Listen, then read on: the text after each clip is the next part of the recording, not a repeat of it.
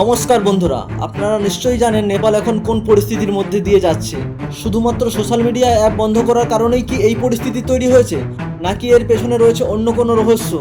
নেপালের প্রধানমন্ত্রী কেপি শর্মা ওলি পদত্যাগ দিতে বাধ্য হয়েছেন। প্রতিবাদকারীরা নেপালের উচ্চপদস্থ রাজনৈতিক পরিবারের বাড়িতে আগুন ধরিয়ে দিয়েছে। অর্থমন্ত্রীকে রাস্তায় টেনে এনে জুতো দিয়ে মারা হয়েছে। লক্ষ লক্ষ যুবক কিসের দাবিতে রাস্তায় আন্দোলন করছে, আর এই সমস্ত বিষয় নিয়ে রয়েছে আজকের এই ভিডিওটা। শেষ পর্যন্ত সঙ্গে থাকুন, আর ভালো লাগলে আমার চ্যানেলটাকে সাবস্ক্রাইব করে রাখুন। তো চলুন বন্ধুরা, সময় নষ্ট না করে ভিডিওটা শুরু করা যাক। 4ই সেপ্টেম্বর নেপাল গভর্নমেন্ট 26টি সোশ্যাল মিডিয়া প্ল্যাটফর্মের ওপর ব্যান লাগিয়ে দেয়, যার মধ্যে ছিল Facebook, Instagram, YouTube, WhatsApp. Ban লাগানোর কারণ হিসাবে নেপাল গভর্নমেন্ট বলেন ওইসব অ্যাপ্লিকেশনগুলোকে অন্তত একটা করে নেপালে অফিস থাকতে হবে, যাতে নেপাল গভর্নমেন্ট চাইলে এই সমস্ত অ্যাপ্লিকেশনের তথ্য নেপাল গভর্নমেন্ট নিজের কন্ট্রোলে রাখতে পারে এবং যখন খুশি তখন ডিলিট করতে পারে। কিন্তু ওই সোশ্যাল মিডিয়া অ্যাপগুলো এই শর্ত মেনে নেননি, ফলে নেপাল গভর্নমেন্ট ওই অ্যাপ্লিকেশনগুলোকে পুরোপুরি বন্ধ করে দেয়। এই ব্যান্ডের বিরুদ্ধে প্রোটেস্ট শুরু হয় এবং এই প্রোটেস্ট ক্রমশই বড় আকার ধারণ করে। ম্যাক্সিমাম 20 থেকে 30 বছরের যুবকেরা এই প্রোটেস্টে অংশগ্রহণ করে এবং খুব শান্তিপূর্ণভাবে তারা প্রথমে প্রোটেস্ট করছিল। এদেরকে বলা হয় জেনারেশন জেড, কারণ এরা জন্ম থেকেই কম্পিউটার, মোবাইল এইসব ইলেকট্রনিক্স জিনিস নিয়েই বড় হয়েছে। কিন্তু এই শান্তিপূর্ণ আন্দোলন কখন 19টা লোকের মৃত্যুর কারণ হয়ে গেল তা বোঝাই গেল না। আর আজকের ডেটে এই কারণেই নেপাল জ্বলছে। নেপালের প্রধানমন্ত্রীর বাড়িতে, পার্লামেন্টে, এমনকি উচ্চপদস্থ রাজনৈতিক নেতাদের বাড়িতেও আগুন জ্বলছে।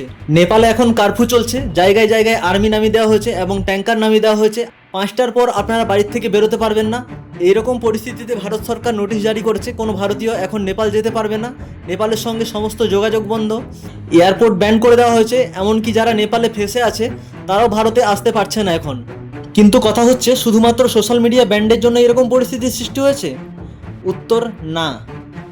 ইন্টারনেটে একটা হ্যাশট্যাগ চলছিল নেপো কিডস নামে, আর যার অর্থ হলো নেপালে সোশ্যাল মিডিয়ায় অ্যাক্টিভ যে বড় বড় ইনফ্লুয়েন্সার আছেন তারা প্রচার করছিলেন এই যে নেপালের রয়্যাল ফ্যামিলির মানুষজন কেমন লাইফ লিড করে।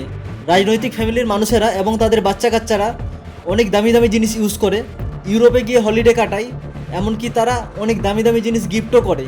রাজনৈতিক ফ্যামিলির লোকেরা এত টাকা কোথায় পাচ্ছে, কিভাবে তারা এরকম লাইফ লিড করছে, এটাই জানতে চেয়েছিল জেন জেড। এইসবের উত্তর তো পাওয়া যায়নি। তার পরিপ্রেক্ষিতে রাজনৈতিক নেতারা ওইসব সোশ্যাল মিডিয়া অ্যাপগুলো বন্ধ করে দেয়, যাতে সাধারণ মানুষ সোশ্যাল মিডিয়ায় তাদের কোনো তথ্য না দেখতে পান। আর এর পরিপ্রেক্ষিতে যখন প্রতিবাদ হয় তখন পুলিশ সাধারণ মানুষের সঙ্গে কি করে, প্রথমে কানুনে গ্যাস, জল কামান, এরপরে রাবার বুলেট ইউজ করে। এতদূর পর্যন্ত ব্যাপারটা ঠিক ছিল। এরপর পুলিশ ফায়ারিং শুরু করে এবং তাতে 19 জন লোক মারা যায়, এমনকি একজন 12 বছরের শিশুও মারা যায়, আর 400 লোকের বেশি আহত হন।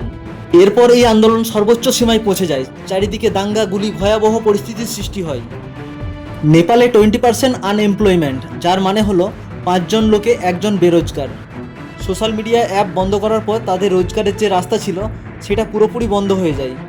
নেপালের অর্থনীতি ব্যবস্থায় ট্যুরিজম একটা ইম্পর্টেন্ট রোল প্লে করে, আর সেটা প্রচার এবং বুকিংয়ের জন্য সোশ্যাল মিডিয়ার ওপর অনেকটাই নির্ভর করে। আর এই ব্যান্ডের মাধ্যমে ট্যুরিজম সিস্টেমটাকে পুরোপুরি সংকটে ফেলে দেয়। তাছাড়াও এটা লক্ষ লক্ষ নেপালি পরিবারের অসুবিধার কারণ হয়ে দাঁড়ায়।